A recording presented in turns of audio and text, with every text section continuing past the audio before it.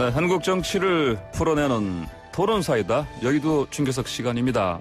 평소 같으면 저희가 여야 의원 함께 스튜디오에서 같이 얘기를 나누는데 오늘은 전화로 따로 연결해서 이 여의도 중계석 진행하겠습니다. 먼저 이재정 더불어민주당 의원 전화로 연결되어 있습니다. 안녕하십니까?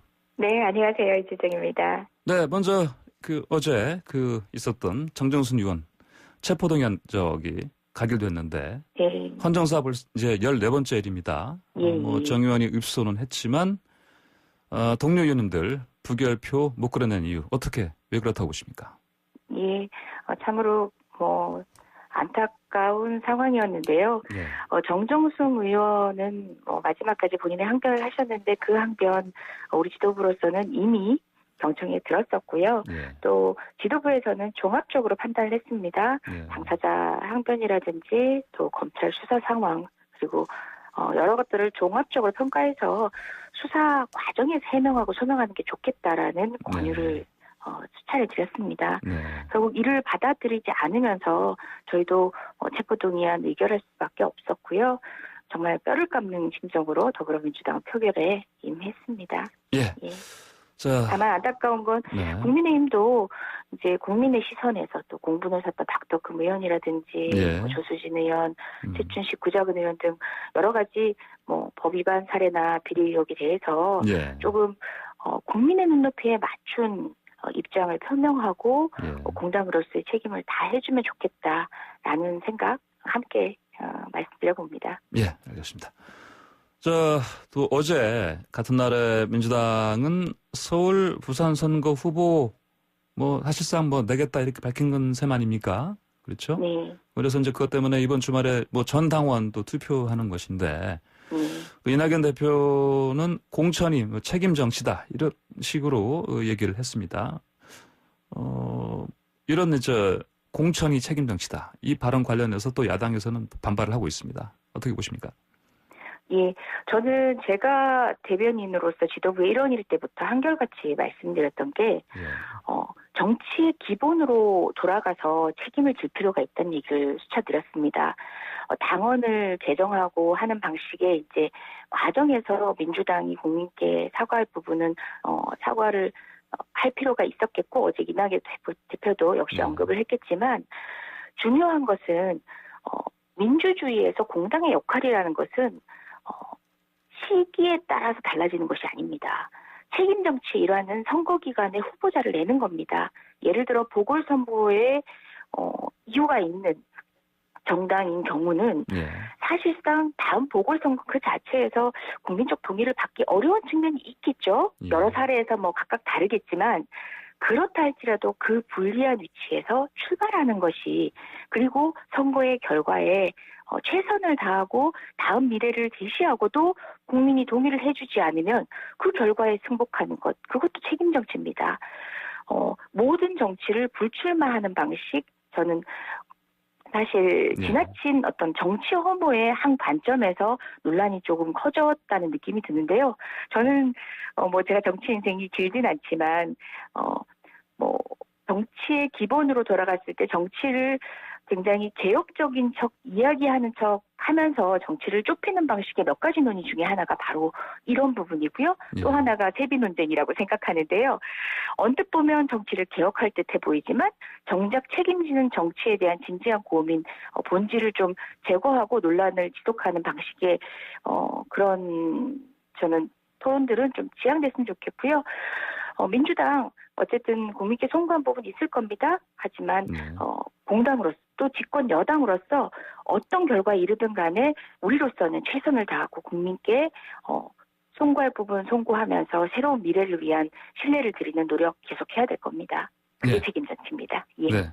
그런데 이제 사실은 이런 경우에는 후보를 내지 않는다 이렇게 사실은 규정해 놓은 당원을 이제 바꿔야 되지 않습니까? 이 부분에 대한 사실은 비판이 많습니다. 네, 그래서 제가 말씀드린 것이 전체를 바라보겠다 했을 때는 일단 부분적인 우리의 이제 당원상의 약속이라든지 이런 부분에 대해서는 송구하지만 또는 참으로 민망하지만 더 원칙적인 책임을 다하기 위한 저는 어쩔 수 없는 수순이라고 생각합니다. 그 부분 역시 또 국민께서는 이 서울시장이든 부산시장 등의 선거에서 네. 판단을 하실 겁니다. 네, 알겠습니다. 자, 다음은 국감 관련해서 좀 여쭐게요. 청와대 참모진들의 무더기 불출석 때문에 국회 운영위가 그 당초 어제로 예정됐던 그 청와대 국감 연기하지 않았습니까? 네. 예, 뭐 전날 근데 또 줄줄이 이게 불출석 통보했단 말씀입니다. 이거 어떻게 보십니까? 네. 여러분이 불출석해서 흡사 국감 자체를 방해하고자 하는 어떤 네. 그런 모양새인 것처럼 공세가 이어지기도 했는데요. 네. 사실은 서훈 안보실장에 대한 출석을 네. 야당이 강력히 요청했던 거고요. 예. 또 여당과 청와대가 수용하면서 이제 수년이 된 겁니다. 한 주간. 네. 근데 당초 서훈 안보실장 같은 경우는요. 미국 출장 17일까지 다녀왔습니다. 네. 코로나19 방역 수칙상 격리 기간이 아직 안 끝났다는 네. 상황 충분히 납득할 수 있었던 상황인 거고요. 예. 그래서 이렇게 정리된 거고 또 그 외에도 아마 떠올려지는 중요 직급 중에서는 김종호 민정수석 비서관 네. 있을 텐데요. 네. 저희가 우병우 사태 논란 기억하실 겁니다. 당시 네. 제가 그 운영위 위원이었고 예. 또 원내대변인이기도 해서 네. 강력하게 그 문제에 대응했던 기억이 있는데요. 단순히 전반적인 문제를 다루기 위해 민정수석의 업무상의 이유로 질의를 하기 위해서 불렀던 것이 아니라 우리는 당사자의 혐의에 대해서 언급할 필요가 있다라는 점을 출석의 이유로 강력하게 주장을 했었거든요. 예. 그래 왔던 것처럼 이제 역사상 민정수석의 출석 사례가 굉장히 이례적인 상황이고 통상적인 경우에 불출석 사유서와 크게 다르지 않은 네. 그런 경우입니다. 서훈 안보실장 같은 경우는 어쨌든 국회에 출석할 것을 전제로 네. 이제 다음 주 감사 지금 준비하고 계실 겁니다. 네. 자, 또 이명박 전 대통령 그 법원 판결에서 좀 여쭙겠습니다. 홍준표 의원이 이전 대통령의 징역 17년형 판결 확정에 분노했습니다. 민주당은 국민의힘이 대국민 사과하는 건가? 반복되는 전 대통령의 이런 불행 어떻게 보십니까? 예, 참으로 안타까운 게요. 지금 이제 야당에서 또는 그 이명박 전 대통령 소위 측에서 이런 예. 반발을 하고 있는데 당사자로서 어쩔 수 없는 선택이라면 모르겠지만 공당이라면 예. 최소한 이 문제에 불거진 게 박근혜 전 대통령의 예. 이 후보이던 당시 2007년 한나라당 경선 때부터 있었던 일입니다. 예. 대법원 판결까지 실체를 드러내는데 13년이 걸린 것이죠. 예. 이 부분이 이토록 오래 걸리는 동안에 야당의 역할은 무엇이었는지 되돌아볼 일이고요. 왜 BBK에 대해서 이명박 후보에게 면죄부를 주던 2008년 BBK 특검 당시에 홍준표 의원은 왜 분노하지 않았고 이런 문제에 대해서 국민이 끊임없이 문제 제기를 하다가 되려 국민이 형사법정에 쓸 때 그때는 왜 분노하지 않았습니까? 이런 선택적 분노의 상황들이 오히려 빠른 사과보다 국민의 분노를 더 불러올 것입니다. 그래서 저는 이 부분 역시도 냉정하게 봐야 되고 대법원 확정이죠. 2심 판결이 확정된 겁니다. 네. 1심 판결 당시부터 뇌물액 일부만 차이가 있을 뿐이지 지금 최종 판결과 크게 다르지 않은 판단들이 이어졌거든요. 네. 여튼 간에 이런 대통령의 비리 사건, 특히 이제 권력이 대통령이라는 최고 정점을 찍던 당시에까지도 이어졌던 이런 사태에 대해서 소위 권력형 비리라는 이야기를 저희가 하죠.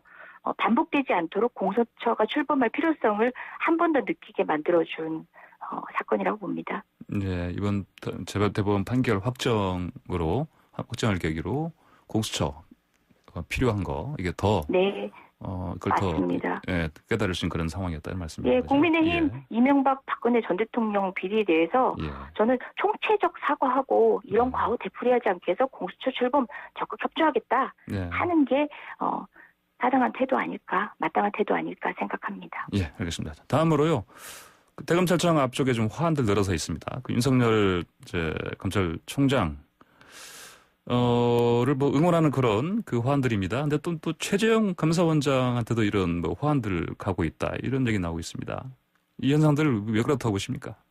예, 어떤 상황, 지금 윤석열 총장은 국감장에서 정치를 하는 것인지 등등 이제 헛갈린다 이런 얘기를 평가를 들을 정도로 어쨌든 화제안을 쓴 상황인데요. 이 상황에서 윤석열 총장을 지지할 수도 있겠죠. 그런데 그 응원 하안들이 소위 뭐 윤석열 총장의 집무실 인근이 아니라 예. 공도에 늘어섰습니다. 사실상 총장 스스로가 국감장에서 일어났던 그런 논란들을 즐기는 것이 아니면 방치할 수 없는 상황인 거죠. 예. 전 최재형 감사원장에게서 진화한들도 참 씁쓸한 게 뭐 일부 원전 지지단체들도 있었고 네. 또 대구 경북 등등 이제 지지자들이 있긴 하지만 더 중요한 것은 이런 하안 자체가 진지하게 당의 논의를 이어갈 수 있는 것을 시설 분산시키는 효과들 전 냉정해야 된다고 보고요. 윤석열 총장은 스스로 이런 상황 즐기는 게 아니라면은 네. 좀 원래 총장이란 자리가 굉장히 조심스럽고 보수적인 자리잖아요. 예. 맡은 바 일에 더 주력하시면 좋겠습니다. 네. 그 화환들 빨리 좀 치웠으면 좋겠습니까? 네, 총장, 예. 흔히 뭐 검찰총장이라는 예. 직에 있는 분, 예. 윤석열 총장 스스로가 사람들에게 말로써 드러내는 태도에는 조금 어긋나 보이는 측면이 있죠. 집무실 안에 예. 차라리 리본으로 걸어두시면 좋겠습니다. 예. 스스로 저는 예. 이걸 방치하는 것 자체가 윤석열 총장의 의중이 들어가 있다. 예. 이런 논란 자체를 더욱 본인 스스로도 가세해서 계속 예. 본물을 이렇게 좀 기름을 붓고 있는 상황 네. 아닌가. 좀 냉정하게 본인의 역할을 다할 수 있도록 네. 정리를 좀 해주시죠. 네. 자, 근데 또 윤 총장이 또 어제 대전 갔습니다.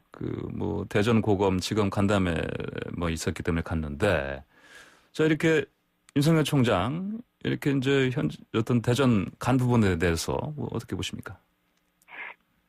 여튼간에 이제 네. 국감의 논란이 뭐 말 한두 마디에 대한 이제 다른 판단으로 빚어진 것들이 아니라 네. 윤 총장의 태도로부터 비롯됐습니다. 그리고 윤 총장 스스로도 결국은 위법이나 규정 위반 등으로 인해서 그런 가능성이 있다는 점이 드러났던 상황인데요. 예. 저는 윤 총장 스스로가 이제는 좀 입장을 정해야 되지 않겠느냐. 전 네. 당내 입장이라고 해서 제가 줄기차게 그 얘기를 했고요. 국민이 검찰이 하는 수사에 대해서 신뢰를 거둔 지가 오래됐습니다. 이건 예. 윤 총장 이전에도 그랬습니다. 정말 검찰주의자로서의 자신의 입지를 제대로 가져가는 것은 지금이라도 윤 총장이 좀 책임감 있는 태도를 보여줬으면 좋겠습니다. 그 자리에서 계속 검찰개혁을 막아서는 듯한 입장을 보이고 그런 역할을 계속 지속하는 것이 옳은가 하는 얘기는 저도 지속적으로 문제제기를 했었습니다. 예, 알겠습니다. 자, 다음으로 그 재산세 감면 관련해서 지금 뭐 당청 정간에도 뭐 서로 이견이 있는 것 같습니다. 그렇죠? 그 공시지가 네네. 기준으로 뭐 6억이냐 9억이냐. 이것 때문에 어제 또 발표하기로 했다가 취소가 됐습니다. 왜 이런 상황이 벌어지고 있는지 사실 이제 국민들은 궁금해 하는데요. 왜 그렇습니까? 예, 뭐 부동산에 대한 공시지가 현실화의 필요성에 대해서는 네. 사실상 뭐 야당도 또 보수 뭐 할 것 없이 모두 의견 다르지 않을 겁니다. 네. 다만 모든 정책의 어떤 타이밍이나 적절성, 어느 수준이 적정한지 정도 네. 등에 대한 여러 의견들이 있을 텐데요. 지금 특히 이제 공시지가 현실화는 계속 이야기되어 왔었고 지금 현재도 집값이 많이 올라 현실화율이 그를 못 따라가게 되면은 네. 고가주택자들 또 세부담이 상대적으로 줄어드는 게 대해서 조세형 특정 차원에서 받지 않습니다. 네. 그런데 또 종부세 논란 등등도 있고 또 1주택 세액공제 혜택이 있다 하더라도 장기 보유 은퇴자 같은 경우는 네. 서울 같은 데 보유한 주택을 근거로 전제로 했을 때 20-30억 올랐는데 은퇴 소득은 없거나 굉장히 이제 낮을 경우에 네. 결국은 좀 어려움이 있습니다. 이런 상황들을 조정할 필요가 분명히 있습니다. 정책적으로. 다만 이제 민주당 내에서는 9억 원 상향까지 조정하자는 입장이 있었지만 또 일각에서는 이 국세가 아닌 지방세인 재산세를 이와 같은 비중으로 올렸을 때 그러니까 기준을 올렸을 때 결국은 지방정부의 네. 세수가 줄어드는 네. 상황들이 있기 때문에 조정할 네. 필요성이 있던 거죠. 네. 그래서 저희 정부의 조세근간 정책 흔들리지 않은 방향에서 네. 시장 상황이라든지 조세 형평성이라든지 전반적으로 이제 저희가 종합적으로 감안해서 목소리도 경청하고 해서 조세 정책이 이루어질 수 있도록 하겠습니다. 네, 알겠습니다. 오늘 말씀 잘 들었습니다. 감사합니다. 네, 고맙습니다. 네, 지금까지 이재정 더불어민주당 의원과 말씀 나눴습니다.